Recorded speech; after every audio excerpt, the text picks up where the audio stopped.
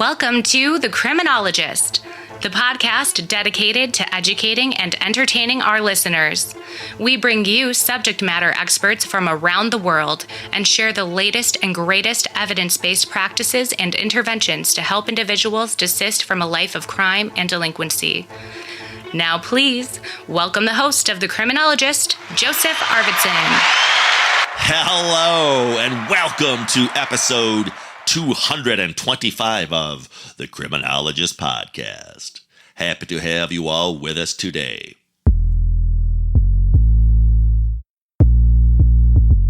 I am your host, Joseph Arvidsson, and today we are diving into a conversation that embodies innovation, resilience, and just a bit of chaotic comedy. My guest today is someone who has navigated the trenches of probation, worked with individuals facing some of the most complex challenges in our system, and now, from behind the mic, is amplifying the stories that too often go unheard. Lucy Bentley brings a wealth of experience from the National Probation Service in England and Wales, the prison system, as well as recovery services. But these days, she's channeling her expertise into the world of podcasting, creating platforms that challenge stigma, celebrate lived experience, and occasionally find humor in the absurdity of the justice system. Lucy brings a fresh perspective on justice, rehabilitation, and the narratives we construct around crime. So sit back, tune in, and let's step into the world of Lucy Bentley, where justice meets storytelling and where a little bit of chaos is always welcome. So please, enjoy my conversation with Lucy Bentley, and I'll see you all on the other side.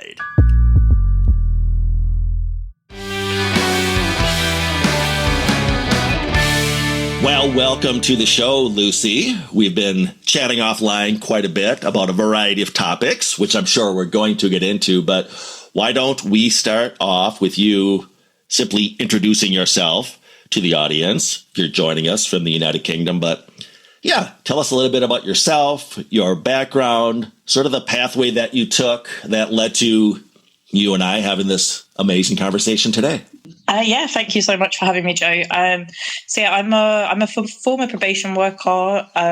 So I worked in case management and in kind of like if you can like throw a dart and hit a part of the criminal justice system, I probably had some involvement with it somehow. Primarily through the probation service. And so I currently work with adults in healthcare, and I produce and record a podcast myself. So really excited and pleased to be here. Thank you, Joe. And we'll get into those podcasts quite shortly, actually, here, which I feel like we're kindred spirits in a sense, because we both have that probation vocational background, and now we've each found ourselves using this podcast medium to sort of spread the message of probation and what we're trying to do and how we're trying to move the needle. I was just at the American Probation and Parole Association Winter Training Institute in Las Vegas, and I can tell you, Lucy, one of the themes of that conference and beyond is that in the criminal justice sector, if you will, the probation parole officers are really in need of a public relations shot in the arm. Yeah. I mean, everybody knows what a police officer does, for better or worse, thanks to TVs and movie. Everybody knows what a corrections officer in a prison does. Everybody knows what, the prosecuting attorney does or the district attorney. But if you ask folks on the street, whether it's in America or the UK, to describe the 8-hour day of a probation officer, I think you're getting a lot of blank stares. People don't know.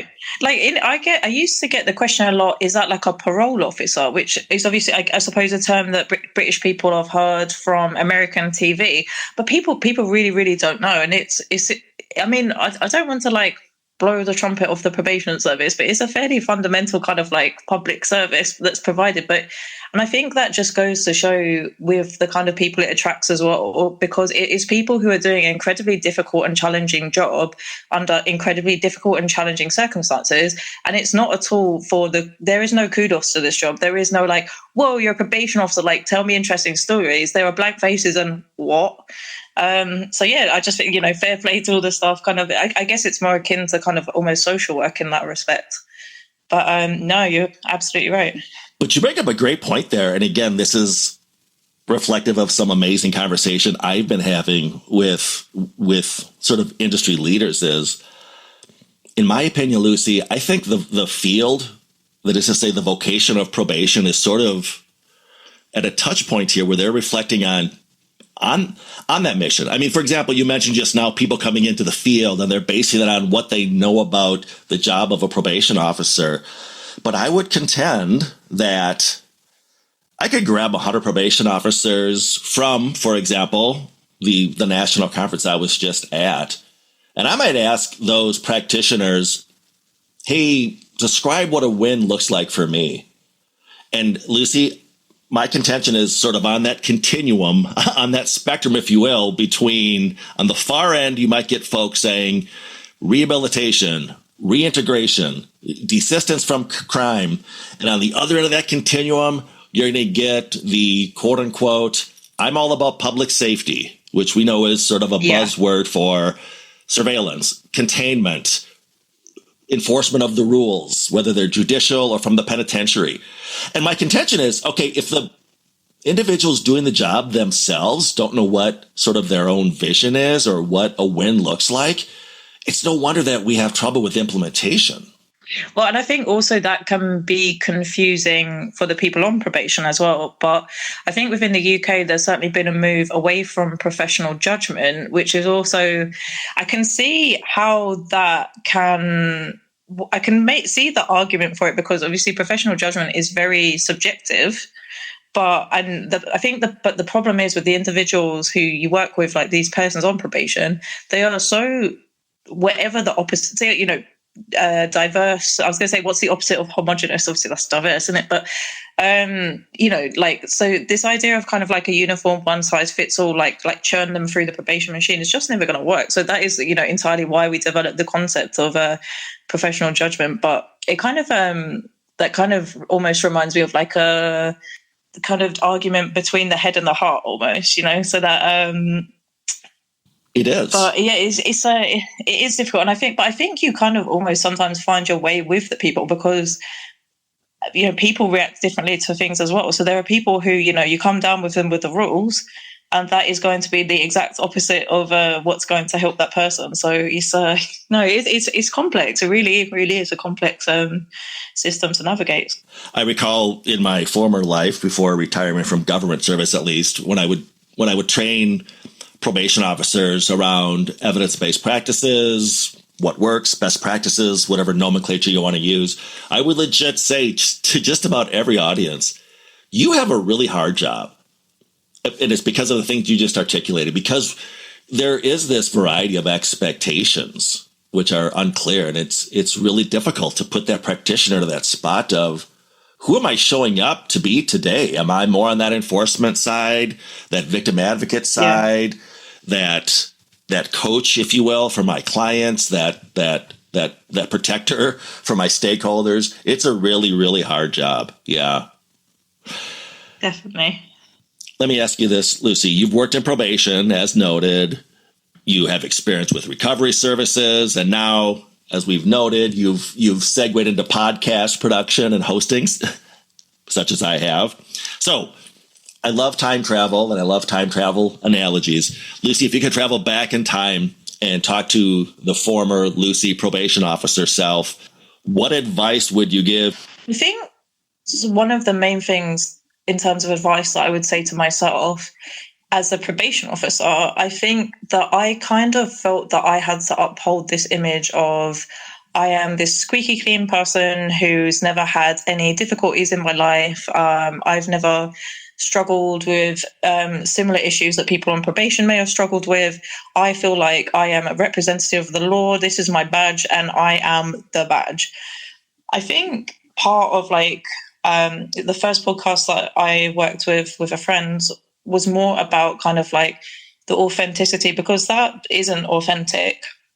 I think, particularly within the UK, we're not very open about feelings, especially like mental health, and that's something that I really love people to kind of start normalizing a bit more. So I guess if I was to give myself any advice at all, is just not to worry about what people think, because I think more people do respect you for being open and vulnerable, and the people who see that as a weakness or judge you for your experiences or what you've been through, they're not people you want to have in your life. And so in terms of like being a probation officer, I do think we have to be careful, because obviously there is you don't want to be overly self-disclosing.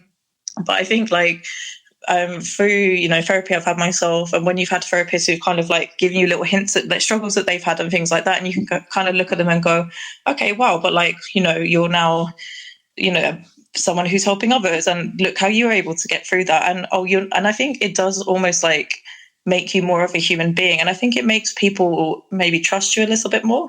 So I think it's just, you have to be so careful, because there will be a cohort of individuals who perhaps could potentially be looking to manipulate information like that. But I think it's just in terms of like building rapport, it's finding what your comfort level is, and just being like, no, you don't have to pretend that you are perfect and have never done anything wrong, because actually I just don't think there's benefit to that. So I think, that would be the main thing I would go back and say to myself, really. Yeah, that's brilliant, Lucy. Regular listeners of the Criminologist podcast know that I have been blessed to have traveled a lot and been exposed to various probation delivery systems around the globe, really. But one thing I've noticed, particularly in my experience training and working in Europe, is what you just touched on, that notion of self-disclosure and how we can look for and tap into any kind of similarities with those we supervise. That is going to go so far in building that all-important therapeutic alliance, or that relationship, which is foundational to any other core correctional practices that we do. I think it was one of the things that I really hit home for me when I did my probation officer training. So I'd already worked as a probation service officer for some time, so I had the benefit of that experience. But one of the kind of like facts that's always stayed with me is we have all of these interventions. They're fantastic. They're evidence-based. They're shiny, brand new, like, look what we can help people with. But the number one thing across all of the literature is that the relationship with your probation officer is the key transformative thing for people who desist from offending. So although these interventions are great, and I'm not trying to undermine them, but like, if you don't have that rapport, you don't have that trust with that person, anything else is kind of by the wayside. Yeah, and I echo that 1,000%. You're right. We've done a great deal in the industry, as you mentioned, looking at evidence-based practices, which of these interventions have the most efficacy and the greatest effect sizes, and all this great research-based stuff. But at the end of the day, if our clients don't trust us, if we don't have a relationship, forget about it. I don't care if you're a Mint trainer, the motivational interviewing network of trainers, or a master trainer of the risk assessment, or what have you. If your clients don't trust you, if you don't have that relationship, it's all for naught. It's all for naught. And I know I'm kind of, as you said, preaching to the converted, but I suppose the person sitting in front of you, their frustration is not necessarily at you.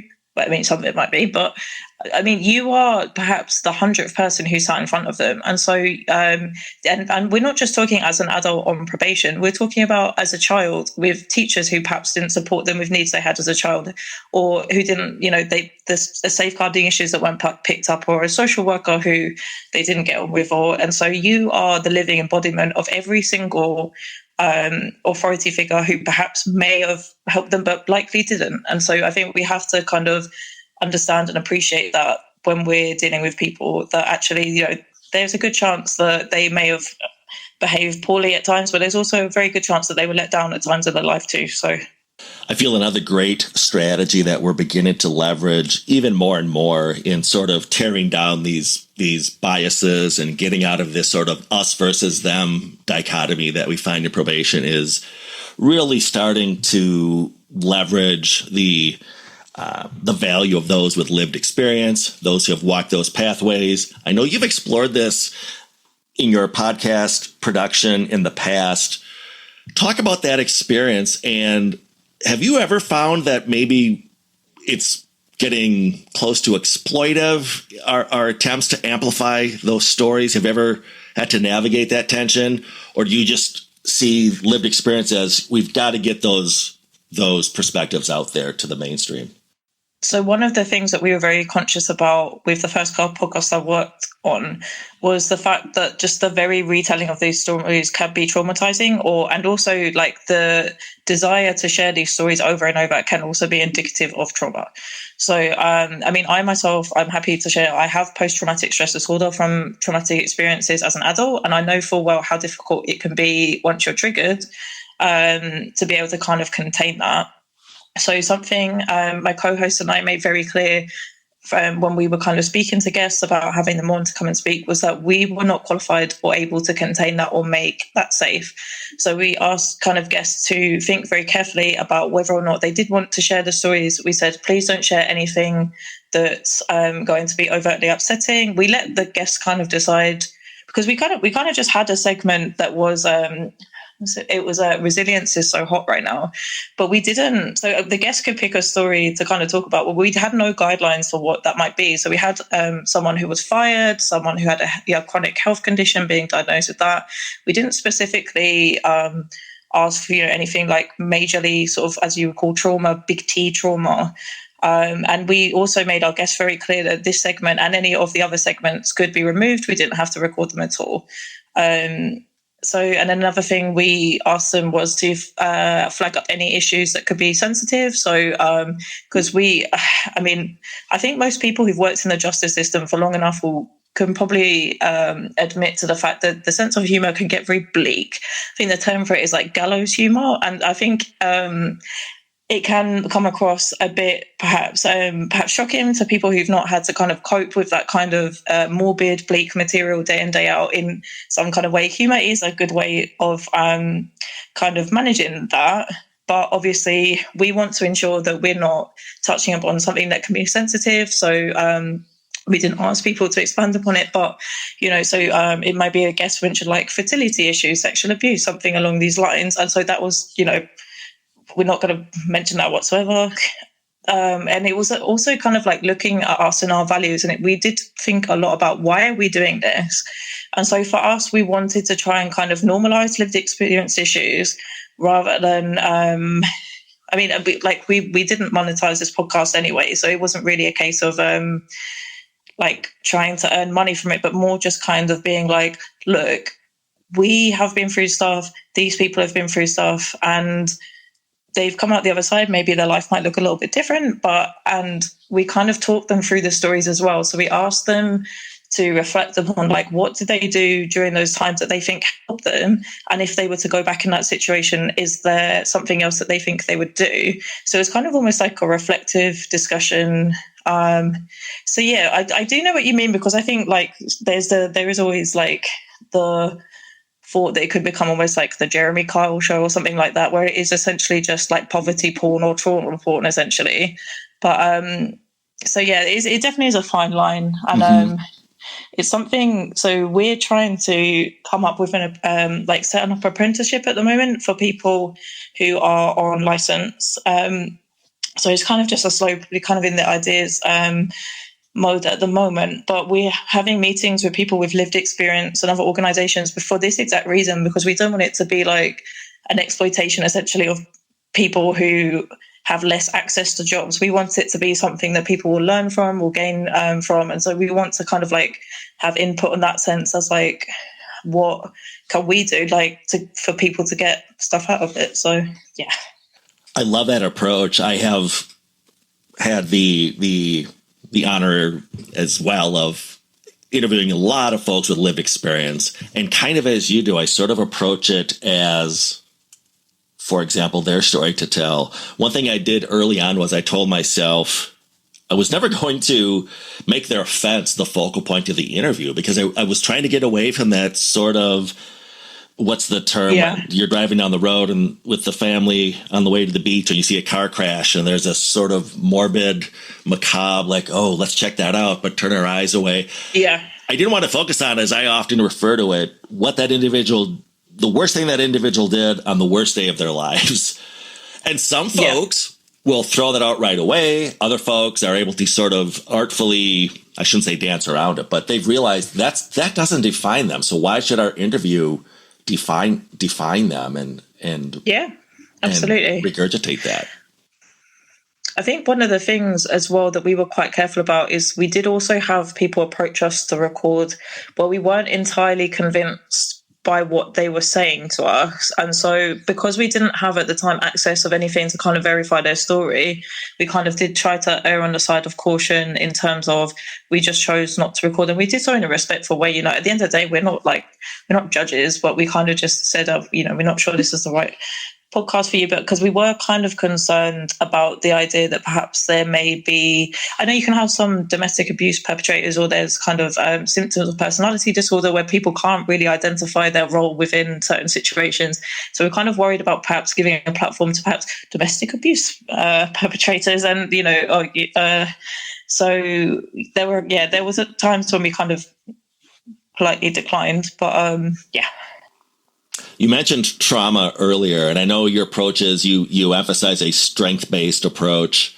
Can you share a moment where maybe you're approaching supervision with sort of that old school what works approach, but when you looked at this through a trauma lens, you maybe had a breakthrough or moved the needle in a way that you maybe would not have if you were sticking with that strict risk, needs, responsivity guidebook, if you will? So I was very fortunate because I trained with the community rehabilitation company. And I feel like this is perhaps not something that people will always say, but I think being based in Kent, Surrey and Sussex, we were one of the highest performing companies within that structure. And I feel that I had some really, really high quality training. But also the thing I liked about them was it was an incredibly flexible approach, which I feel is probably one of the arguments, albeit coming from the privilege of being in one of the successful companies and not one of the kind of ones that collapsed in on itself. So it was very flexible, the approach to supervision. It was more along the lines of, if you can justify it, then we'll try it. So it wasn't as homogenous as the civil service. But so I had a client who there had been concerns about kind of online radicalization, which is obviously a concern. I think it was more along the lines of incel culture as opposed to, like EDL, like English Defence League kind of nationalist. But I think with this client, so he was like extremely anxious, and I've never really, I've worked with people who have anxiety, but this was like, this person was like trembling, like they were eyes on the floor, just being in the building. It was incredible. And so I think I got the sense from this person that it was just like, you just, felt almost like this sense of shame for just their existence. And so I felt for myself, like, I think sometimes when you're kind of like having goals in your mind of what you want to achieve for the person, sometimes with people who are just struggling to that extent, it's like you just make the goal smaller. And it got to the point where I was like, even just having this guy sit and talk to me in a supervision once a week, like even just managing that, that's what we're going to go for. Because I know he had quite a long history of just not engaging with supervision at all. So I actually went to do home visits quite a lot, and that wasn't something that we were doing, but it was just for the fact that I literally just wanted him to sit and talk to me. So I went to his house kind of every week for a good month. I think for the first few meetings as well, I had a support worker, which again I don't always tend to do, but again it was just kind of like just trying to get him to talk to me. We spent quite a lot of time talking about just so he would like watch movies, watch things on YouTube, things like that. We're not even talking about from a probation officer's perspective. I'm not like grilling it on kind of like which Andrew Tate are you listening to, and I'm just like tell me about what you're watching, what's interesting to you. And I think from there we kind of built up. And I managed to get him to the point where he was consistently coming to the office. He did have some quite severe alcohol problems as well, which obviously was feeding into the kind of insular behavior, not wanting to leave. But I mean, just, as time went on, I think because I wasn't pressuring him to talk, but we'd built that rapport, he did start to gradually open up. And, when you started to hear about some of the things that this person had been through in their life, it was just incredibly sad. And it just goes to show like how vulnerable this person is. And I think if you had just written him off as, online incel, without, finally getting to hear this backstory, then yeah, it would have, I think it would have been easy to do, or just, another person who's just not complying on blame, because there are, we've all had cases where people have kind of perhaps overemphasized protected characteristics because they are combative, they might not want to comply, and so they're kind of throwing things out there almost like a rat, sort of pushing a button until something sticks and their warning letter goes away. But I didn't get the sense with this person, and kind of by the end of their supervision, they were engaging with the government program to kind of address their online activities. But I was just, I think, and this was one of the cases that I really proved to me just how important it is building that rapport. So you can sit there and go, yeah, I want this person to stop drinking, I want this person to do X, Y, Z. Like you just have to make it smaller. You just keep making it smaller and smaller and smaller until you are, finding some success anywhere, and then build from there. Lucy, is it fair to say that with that client, and when you were talking about how initially we came to see you in your office, you were dealing with this sort of ominous sense of just the building alone? I mean, people don't realize how intimidating that can be. But my point is it fair to say that one of your goals in getting that person to open up was just creating a sense of safety? I think practitioners oftentimes just criminally neglect the issue of their clients just don't feel safe. And I think they even misinterpret what we mean by safety. I mean, if I were to ask maybe an average probation officer, do your clients feel safe? And they would say, well, they're safe in my office because there's fire extinguishers, or they're not subject to a drive-by shooting. They think of those real overt safety things. I was reminded of an amazing Gabor Mate quote the other day. I'm going to read it to you. It says, "Safety is not the absence of threat. It is the absence of connection." Yeah. So when you were connecting with that person, with your client, you're building a sense of safety where they can open up, and you can get to some of these great tools. But I think people just don't realize when a client who, maybe on the outside, they're hard candy-coated shell, they're the tough guy, the hooligan, the this or the that, but anger is a proxy for fear. I mean, there's a lot of scared, shitless folks that come to their probation officer. It's almost overcompensating, because why do you need to present as this frightening person? Because you're scared. But no, you're quite right. And I think with this particular client, well, I think one of the things that I've always taken umbrage with, which I don't have an answer for, so this is unfortunately, I don't have the answer for it.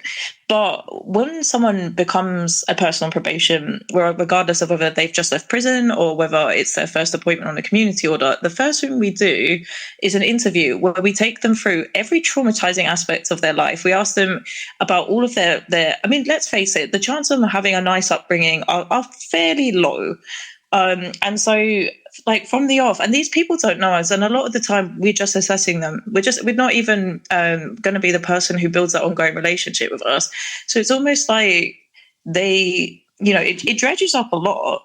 And so I do think there is absolutely a sense for what you're saying is that sense of psychological safety. And I think a lot of that also comes from, which can be difficult as a probation officer, because at times you are dealing with some quite essentially scary people, but it's not being, I suppose, two-faced, that you can't undermine so if you're going to refer someone to social services, you need to tell them that.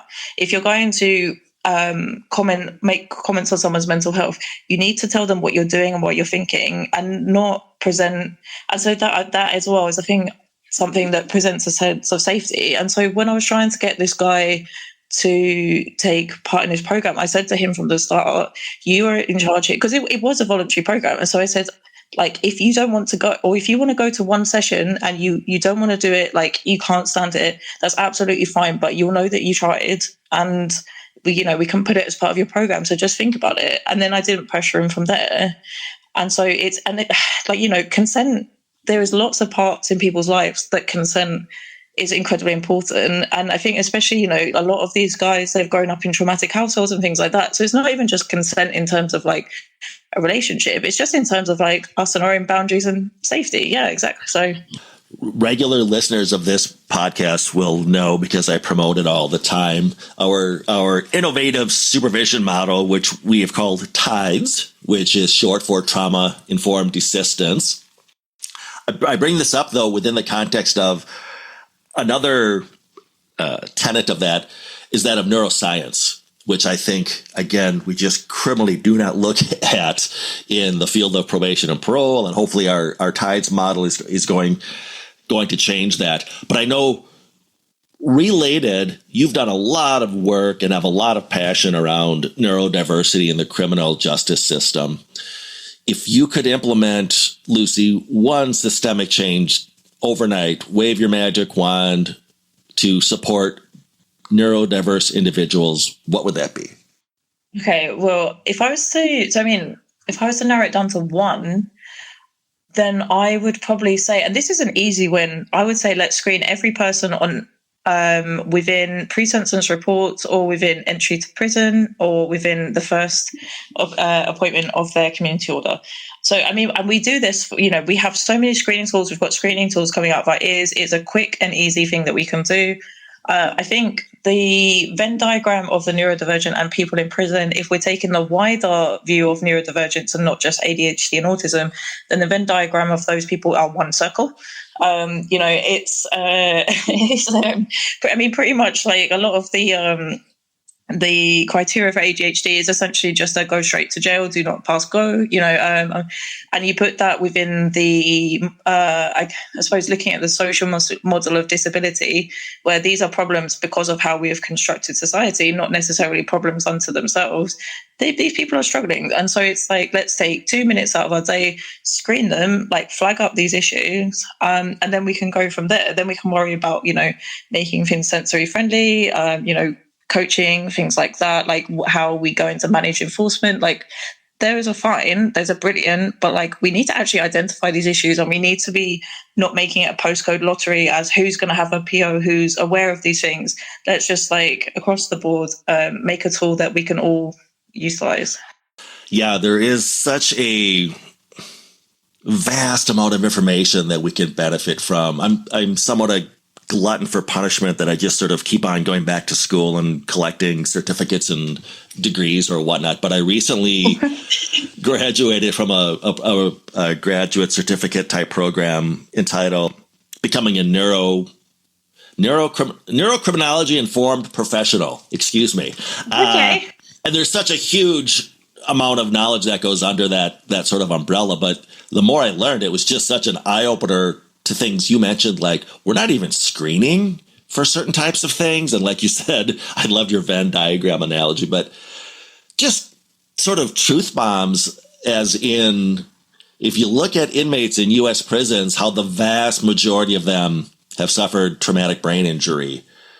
And, I've written hundreds of pre-sentence investigations. I have trained trainers on a variety of risk assessments, and it's just stuff that we don't even look at. It's almost like we've just really got such a myopic view of how we view the clients that we serve, and then we wonder why we get frustrated when these interventions don't work. It's because we're operating with a blindfold on, really. Well, it's like round peg, square hole at times, and so, and it's not to say that people can't change, but it literally is just, you just change the framework as how to support them, Yeah, no, that's brilliant. It's encouraging to see that people are kind of moving towards looking more into that and bringing that into their practice.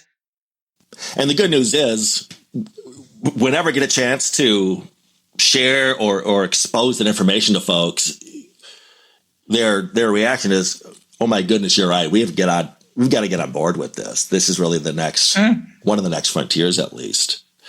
Let's change topics a little bit. You and I have talked offline. You've got a new podcast coming up, which I really want to promote, entitled History Mongers. First of all, let's just tell us all about History Mongers, and then I've got some follow-up questions with that podcast. Okay, so the History Mongers, it features myself, my husband Alex, and one of our friends Ed. So we all met at the University of Kent. We met in a beer society when we were in our early 20s, a lot of which is a haze thanks to said beer society. But we all kind of have a passion for history, and so we I won't give away too much because we haven't released any information, but it's essentially just sort of like taking you through some of the more niche stories and kind of in a light-hearted and educational way. So we're hoping it to kind of be a little bit Monty Python, a little bit horrible histories for grown-ups. And so watch this space. We hope people enjoy it. When we spoke previously, I think I told you had me with the Monty Python reference. I cut my comedic teeth, if you will, or my sense of humor was highly influenced as a young child growing up on our local public television station, because back in the 70s, that was the only place you could watch Monty Python. But yes, I am looking forward to the launch of History Mongers. And I really love the use of humor as a platform or a mechanism, or why not? I think it taps into, if we put our R&R caps on, sort of responsivity, which I view as creating the ideal learning system for getting these concepts across, or, sort of individualizing it. And if humor works versus a dry, esoteric, Oxford X's and O's type approach to the problem, then why not? I mean, the thing is, there's definitely a market for both, because I know I've spoken to people who've kind of heard of things like drunk history and they've gone, "Oh, it's dreadful," it's and things like that. But the thing is, I just don't think I can sandwich myself into creating something dry like that. I just don't think I do as a host. So I know you don't want to spoil. Anything we do, it's got to have a little bit silly. Exactly. Sorry. No, it has to be. It has to be. Okay, the History Mongers podcast is going to include a segment, I believe, in where people will attempt and maybe fail to sort of recount mythology. If you had to compare any part of the criminal justice system to an ancient myth or historical event, what would that be, Lucy, and why? Okay, so this might be throwing shade at the justice system a little bit, but this is what instantly came to my mind. I don't know if you've heard of a Greek law, which we touched on in ESPN, called the law of ostracism. I don't believe so. So I love this. I almost wish we could bring it back now. But basically what happened was, once a year in kind of ancient Athens, people would come together almost like it was like an ancient Athenian Big Brother house. And they would vote for literally ostracize one person. So they'd be like, "Nah, this like Pericles, he's got to go, he's always, his building's too loud. He's always got too many like naked slaves, like always drunk, like he's got, or like," and so I think at the crux, I feel like we're in quite a kind of like punitive sense of the justice system at the moment, and so that is kind of what it reminds me of. It's almost like, and I guess if I could change something moving forward, it'd be to move away from that idea of kind of ostracizing people who've been in prison, and actually, because it doesn't work. Like, there's no, if it worked, it would be working by now. But yeah, no, that's definitely the thing that's kind of sprung to mind. I laughed out loud because I was picturing a modern day sort of city council meeting where the agenda item was, "John Smith has too many naked slaves. We've got to do something about this." So I love the contextual tie in there. That was great. When is your first episode of the History Mongers set to drop, Lucy, if I may ask?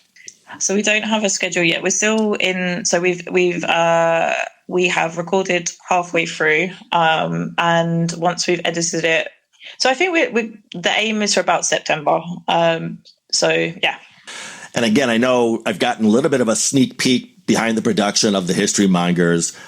My understanding is your guest will be asked to share, again, kind of a historical fact and maybe link that with crime and justice or punishment. Do you have another sort of historical tie-in that you could use as an overlay, if you will, for a current criminal justice issue that we might be able to learn from? So it's not really, I would hope that it's not necessarily to do with a modern day issue, but if we're going to talk historical criminal justice, one of my favorite stories from, actually, I'm going to stop myself there because I'm just talking rubbish now. One of my favorite stories, I'd like to make clear this is not my favorite mythological story. This is just the one I thought of. I don't want to be setting myself up to be some kind of real creep here. Anyway, so one that I can think of that's relevant to this question, not one of my favorites, is to do with Chiron and Perro. So it's found in Greek and Roman stuff, as they are wont to do. I think it's kind of go from one to the other, but it's kind of like an exemplum story of filial piety. So essentially, the father is sentenced to death by starvation. He's in prison. Everyone, no one can kind of work out why is this guy still alive? They're kind of looking at their watches, he's still here. What are we gonna do? They couldn't really work out what's going on there. And then they started to realise that his daughter Perro has been visiting each day. She's a new mother.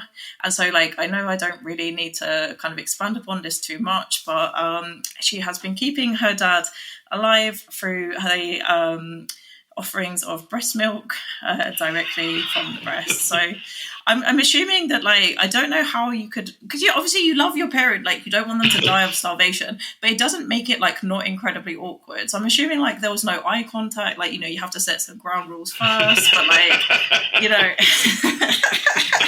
but just how can you make it less weird? But so there you go. That's a good daughter. Yes, I would love to see the contemporary version of that tale, if you will. Yeah, indeed. But I appreciate where you're going with it, Lucy. With again, sort of looking at past, whether it's mythology or I did a thing as a trainer. My learners, my students, the practitioners, however you want to refer to them, would always tease me about, oh, Joe's going to use some silly Hollywood movie reference here. But, that works for people. That resonates with people, right? Versus, as I said, sort of the dry X's and O's. One thing I used to do when I trained practitioners on risk assessment, and again, I'm talking risk, need, responsivity, the 8 criminogenic needs. And I would think to myself, guys, you see this manifest itself all the time in the real world. You're just, for whatever reason, struggling to apply this to the clients because you don't believe in the science or you've got some hidden agenda or whatnot. But so, for example, one thing I did to sort of normalize, if you will, the central 8 criminogenic needs was I would show a clip from Martin Scorsese's Goodfellas, starring the late, great Ray Liotta and Robert De Niro and Joe Pesci. And I would show the scene where it was the one many of your listeners, our listeners will recognize, where Pacino's character is introduced and he walks into the casino and he's throwing the money around and he's just really advertising all these risky criminogenic variables such as companions, alcohol, drug, lack of legitimate employment. And I would say to the new probation officers, okay, let's watch this 2-minute clip and just for fun, just start assessing informally what you see on screen here. And they would say obviously the overt ones like risky companions or even substance misuse. But then I would get the more sort of progressive ones to look at his risky thinking patterns or look at his rationalizations, look at his minimizations. And when they do this with this not beloved, but familiar character from this great crime movie, they would say, oh, okay. Now I see where you're going. And this is a fun way of applying it. And so I applaud you, Lucy. You're doing the same thing with mythology or with, hopefully we'll get into this in the future with the History Mongers, some Monty Python skit that we all grew up with or something that takes, again, that sort of us, these are universal themes that we deal with here. We just are so resistant to embrace them sometimes. And can I just say to any like future probation trainers, if you are thinking of doing something similar to that with kind of Greek or Roman mythology, just don't, avoid the RSI, avoid the carpal tunnel. There's going to be so many risk factors in the absolute madness of these mythologies that like, just it's in the past. Don't worry about it, Yeah.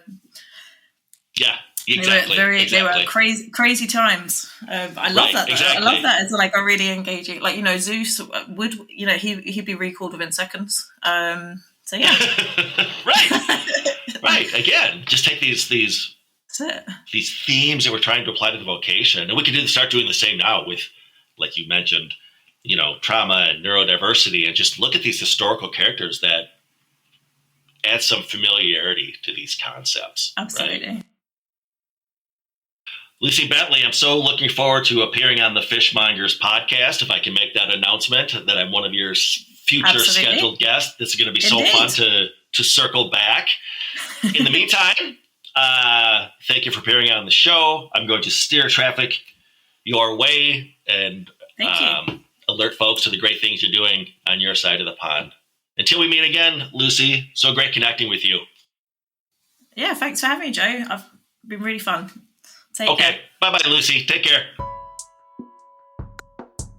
And that brings us to the end of another episode of the Criminologist Podcast. A huge thank you to Lucy Bentley for sharing her insights, her experiences, and of course, her signature blend of wisdom and humor. Whether it's rethinking how we support neurodivergent individuals in the justice system, navigating the ethics of storytelling, or drawing unexpected parallels between ancient mythology and modern probation work, Lucy reminds us that there's always more to learn, more to question, and more stories worth telling. And speaking of stories, if you enjoyed today's conversation, you're going to want to check out History Mongers, Lucy's upcoming podcast where history meets chaos in the best possible way. If you've ever wanted to hear people try and spectacularly fail to recount mythology or explore forgotten stories from the past, you are in for a treat. Stay tuned for updates as we will let you know when the first episode of the History Mongers drops. We will be back next time with a fresh episode. In the meantime, you may contact the show or reach out to us through our website, the Paragon Group, LLC.com, for training or presentations on evidence-based practices, implementation strategies, or of course, our innovative TIDES supervision model. If you have questions or comments about the podcast, feel free to connect to the show via our email at thecriminologistpodcast@gmail.com. That's thecriminologistpodcast@gmail.com. Remember to follow us on Facebook and Instagram at The Criminologist Podcast. New fun images are being added all the time to those feeds. You don't want to miss out. We're also on X. Give us a follow at Crim Media Group. That's CRIM Media Group. And you may also connect with me, Joseph Arvidsson, on LinkedIn. It's all about growing our social capital and making those connections. Hey, lastly, if you haven't already done so, check out and subscribe to our YouTube channel, The Criminologist, for additional content aligned with the themes of this podcast. And if you believe in what we're doing here, if you're part of the movement, please spread the word. Tell a friend or a coworker or a colleague about us. Ask them to subscribe to the podcast. And of course, do so yourself if you've not already done so. And always remember, folks, there's no them, there's only us. And if you... And I know I'm kind of, as you said, preaching to the converted, but I suppose the person sitting in front of you, their frustration is not necessarily at you, but I mean, some of it might be, but I mean, you are perhaps the 100th person who sat in front of them. And so, and we're not just talking as an adult on probation, we're talking about as a child with teachers who perhaps didn't support them with needs they had as a child, or who didn't, the safeguarding issues that weren't picked up, or a social worker who they didn't get on with. And so you are the living embodiment of every single authority figure who perhaps may have helped them, but likely didn't. And so I think we have to kind of understand and appreciate that when we're dealing with people, that actually, there's a good chance that they may have behaved poorly at times, but there's also a very good chance that they were let down at times in their life too. So the Criminologist podcast is a production of the Paragon Group, LLC. For speaking engagements, interviews, program design, or training opportunities, please visit us at theparagongroup.llc.com. If you enjoyed the show, you can find more content and videos on our YouTube channel, The Criminologist. Don't forget to like and subscribe. Both the Criminologist podcast and the Criminologist channel are brought to you by the Criminologist Media Group. Be sure to give us a 5-star review, and thanks for listening.